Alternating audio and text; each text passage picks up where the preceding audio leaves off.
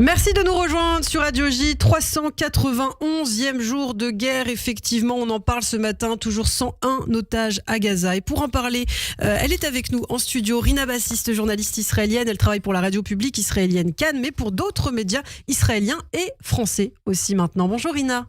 Bonjour Ilana. Merci beaucoup d'être avec nous ce matin sur Radio J. Alors on va revenir sur l'actualité sécuritaire. D'abord, le Liban qui se dit prêt, c'est vrai, à un cessez-le-feu. Les tractations diplomatiques continuent d'ailleurs, mais le chef du Hezbollah, lui, a menacé directement le Premier ministre israélien Benjamin Netanyahou. Qu'est-ce que ça signifie selon vous ? Oui, je crois, je reviens à ce que Pascal a dit tout à l'heure, je suis complètement d'accord. Il s'agit quand même d'un personnage secondaire qui était propulsé justement à cette position de chef de Hezbollah. Pourtant, c'est quelqu'un qui, contrairement à Hassan Nasrallah, qui était non seulement un leader religieux politique, mais aussi un leader militaire, un chef de guerre. C'est pas le cas de Naïm Kassem. Et là, il faut qu'il montre un petit peu que c'est quand même lui les grands chefs, et ça explique peut-être ses discours, son premier discours quand même. Et il montre à ses propres militants que c'est quand même lui le chef.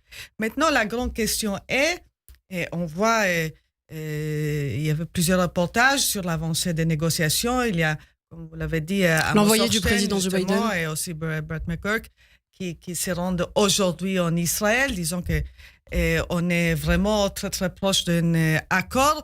La question est, quand même, l'accord va être entre Israël et Hezbollah. C'est pas un accord, même si le gouvernement libanais va signer, mais c'est pas le gouvernement libanais qui peut décider pour Hezbollah. Et c'est là toute la question. Est-ce que Hezbollah est assez affaibli pour que le gouvernement libanais puisse les pousser à signer cet accord? C'est là, finalement, le cœur du problème. C'est vrai qu'on voit que les tirs de drones continuent, même si la puissance de feu est moins forte qu'il y a quelques jours, ça continue. Eva, vous avez une question pour Rina. Oui, Rina Bassiste, effectivement, il y a ces propos du nouveau chef du Hezbollah. Il met en scène une sorte de duel, on peut le dire, avec Benjamin Netanyahou.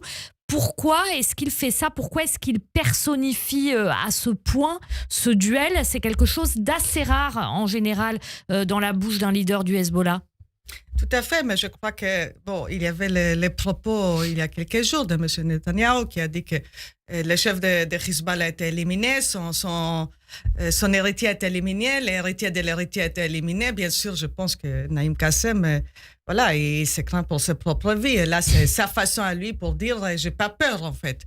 Et j'ai pas peur de M. Netanyahou parce que regardez, nous aussi, on peut arriver à la résidence de M. Netanyahou en Césarée. Nous aussi, on peut les viser, même si cette tentative, bien sûr, a échoué. Eva, est-ce que le Hezbollah est encore assez puissant pour empêcher un accord de cessez-le-feu, puisqu'on a l'impression que le Premier ministre libanais, lui, souhaite cet accord de cessez-le-feu. Vous avez dit, c'est là le nœud du problème. Puisque c'est le nœud du problème, est-ce qu'on a des indications précises, concrètes sur le nœud de ce problème ?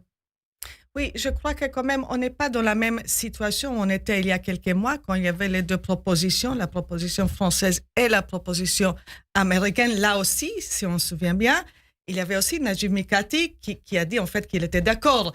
Et ça, c'était pas fait justement parce que Hezbollah a dit mais bon, c'est très bien que vous êtes d'accord, mais nous, on n'est pas d'accord. Là, on est quand même dans une autre situation. On a parlé de tous ces chefs de Hezbollah qui étaient éliminés.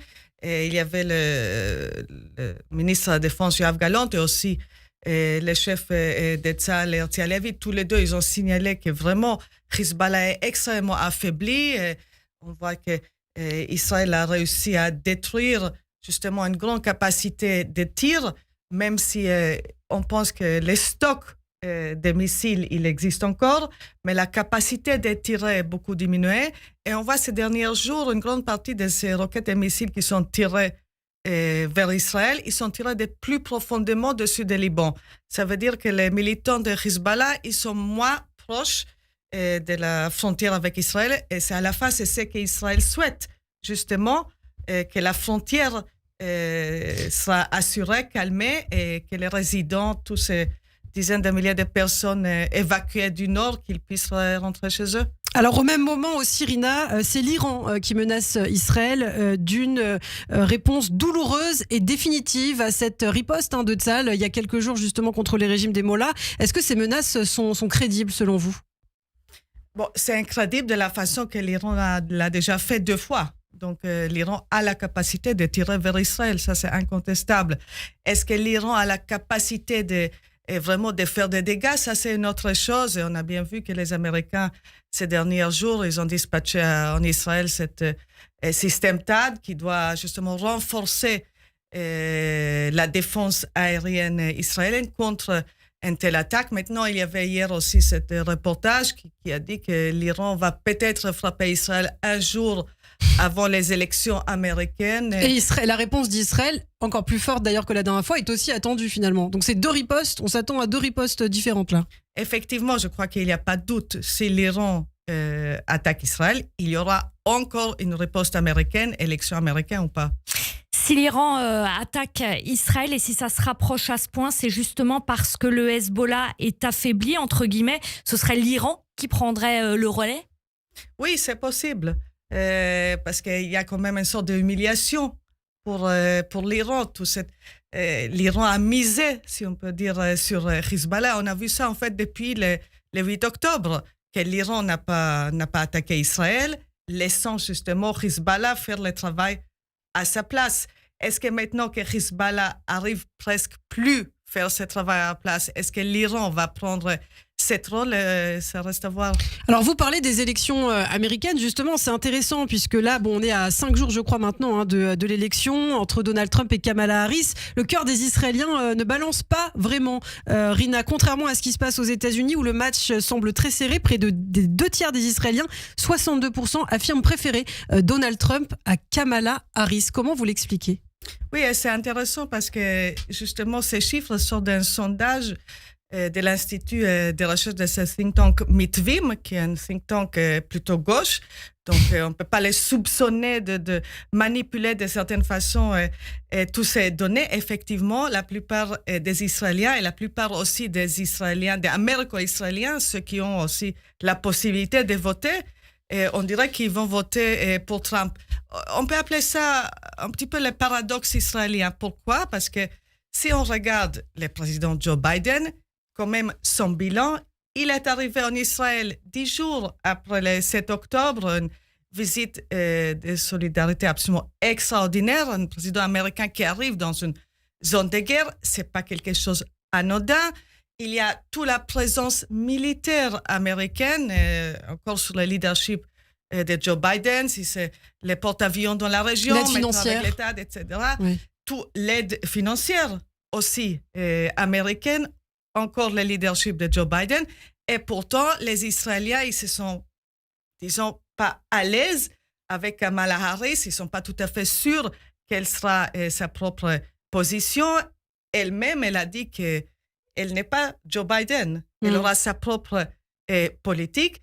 De l'autre côté, on a quand même Trump, qui était déjà président. Donc, on a bien vu, il a reconnu la souveraineté d'Israël sur le plateau de Golan. Il a relocalisé l'ambassade américaine à Jérusalem, pas parler des accords d'Abraham. Donc, beaucoup d'Israéliens disent, regardez, lui, il a déjà montré qu'il est de notre côté. Le problème avec Donald Trump, c'est qu'il est un peu imprévisible. Dans un tweet hier, il a manifesté sa solidarité avec le peuple libanais. Il a beaucoup insisté sur le Liban, d'ailleurs comme le président Emmanuel Macron, en disant qu'il était du côté du peuple libanais, aux côtés du peuple libanais, et qu'avec lui, il y aurait la paix. Comment s'expliquer que les Israéliens se basent sur le passé de Donald Trump et pas sur sa campagne actuelle où on ne sait pas trop sur quel pied danser en réalité? Oui, mais vous avez tout à fait raison. Là, il y a une sorte de pari parce qu'il est plus qu'un peu imprévisible, je crois. Il est beaucoup imprévisible. Et en plus de ça, il faut ajouter non seulement son tweet, mais aussi il a donné une interview à l'Arabia. Il a fait plusieurs déclarations, non seulement sur le Liban, mais aussi sur Gaza, disant que les deux guerres doivent s'arrêter. on sait aussi que la question des votants américains à Michigan, par exemple, la communauté arabo-américaine, les musulmans aussi, la communauté musulmane à Michigan, et a beaucoup de points en ce moment-là, parce que c'est un des swing states, comme on l'appelle. Et l'enjeu est vraiment décisif là, parce que même quelques milliers de votes peuvent basculer les résultats final. Et donc là, la question est-ce que Trump, comme Kamala Harris, n'essaie pas justement de miser sur cette population et quelles seront les répercussions si jamais il est élu? Il y a aussi la question de son entourage. Quelle forme va prendre cette administration Trump? Peut-être pas la même chose comme la fois passée. Réponse donc le 5 novembre. Merci beaucoup Rina Bassis d'avoir été avec nous ce matin sur Radio J. Je vous dis à très bientôt. Merci. Merci. Radio J.